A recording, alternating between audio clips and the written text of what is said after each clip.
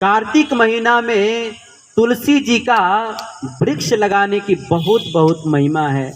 हमारे पुराणों में सुंदर कथा है कि एक बार सत्यभामा जी ने भगवान कृष्ण से पूछा कि हे प्रभु, आज हमारे आंगन में कल्प वृक्ष का पेड़ है। कल्प वृक्ष जानते हैं ना आप लोग? कल्प वृक्ष की विशेषता क्या होती है कि कल्प वृक्ष के नीचे खड़े होकर के हम जो भी इच्छा करते हैं वह इच्छा तुरंत पूरी हो जाती है। एक कल्प वृक्ष की विशेषता है।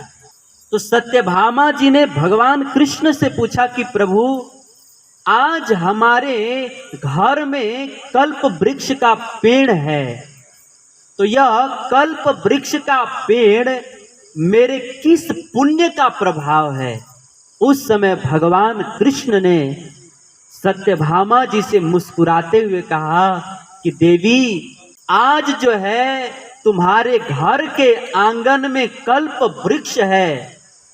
यह क्यों है पता है? क्योंकि तुमने जो है पूर्व जन्म में कार्तिक महीने में अपने घर के आंगन में तुलसी जी का वृक्ष लगाई थी ना, उसी के फल स्वरूप आज जो है इस जन्म में तुम्हारे घर के आंगन में कल्प वृक्ष शोभायमान हो रहा है। इसका मतलब ये है कि अगर कार्तिक महीने में कोई व्यक्ति तुलसी जी का बिरवा लगाता है, उनकी सेवा करता है, सिंचन करता है, उनका दर्शन करता है, उनको प्रणाम करता है, उनकी आरती उतारता है, तो उस व्यक्ति के अगले जीवन में जो है उसके घर के आंगन में कल्प वृक्ष विराजमान होता है। ये है तुलसी की सेवा करने की महिमा। इसीलिए कार्तिक महीने में हमें तुलसी जी की सेवा करनी चाहिए, तुलसी जी का वृक्ष लगाना चाहिए। और इतना ही नहीं, ब्रह्मा जी नारद जी से कहते हैं कि हे नारद जी, इस कार्तिक महीने में अगर कोई व्यक्ति तुलसी जी का वृक्ष लगाता है और उनका सिंचन करता है, सेवा करता है, तो कार्तिक महीने में तुलसी जी का वृक्ष का जो जड़ है, वह जड़ जितना हाथ लंबा बढ़ता है, उस व्यक्ति के उतने ही जन्मों के पापों का नाश भी हो जाता है। अगर कोई व्यक्ति तुलसी जी का वृक्ष लगाया और तुलसी जी का वृक्ष का जड़ जो है एक हाथ बढ़ गया, तो उस व्यक्ति के एक जन्म का पाप का नाश हो जाता है।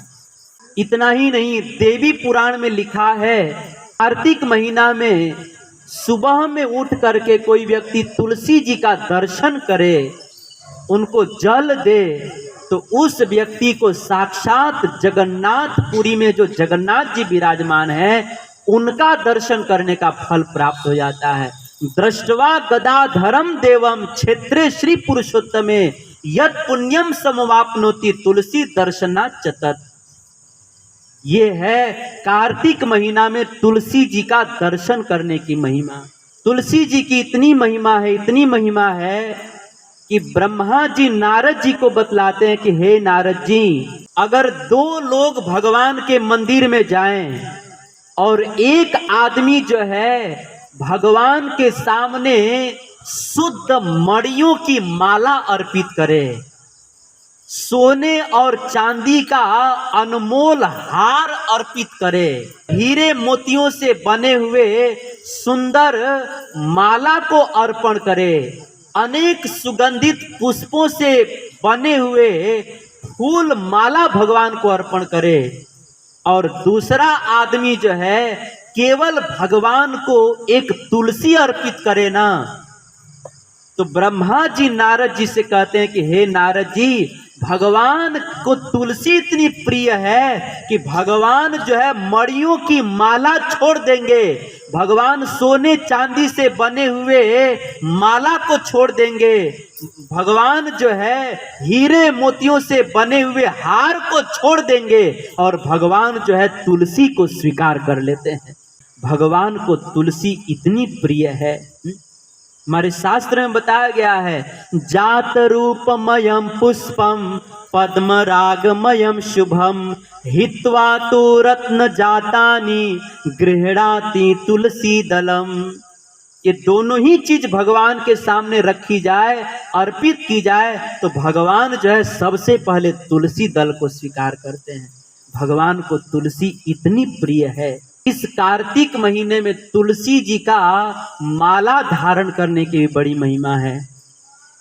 कहते हैं कि अगर कोई व्यक्ति इस कार्तिक महीने में अपने कंठ में तुलसी माला धारण करता है और तुलसी माला धारण करके जब वह व्यक्ति स्नान करता है और स्नान का जल जो है जब तुलसी से स्पर्श होकर के उसके पूरे शरीर को स्पर्श करता है, तो उस व्यक्ति को जो है इस ब्रह्मांड में जितने भी तीर्थ हैं, नदियां हैं, उन सारे नदियों में स्नान करने का फल प्राप्त हो जाता है।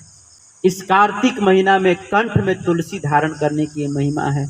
इतना ही नहीं, इस कार्तिक महीना में अगर कोई व्यक्ति अपने कंठ में तुलसी माला धारण करता है तो उस व्यक्ति के गले में जो है कभी भी यमराज के दूत फांसी का फंदा नहीं लगा सकते। इतना ही नहीं, कहते हैं कि हम 56 भोग बनाएं, लेकिन अगर उस 56 भोग में अगर एक तुलसी का पत्ता न हो तो भगवान जो उस भोग को स्वीकार नहीं करते हैं। वैसे ही हमारा बहुत सुंदर शरीर हो, हमारे शरीर पर बहुत सुंदर वस्त्र भी हो, आभूषण भी हो, सब कुछ हो, लेकिन अगर इस शरीर पर जो है तुलसी माला न हो तो भगवान इस शरीर को भी स्वीकार नहीं करते हैं।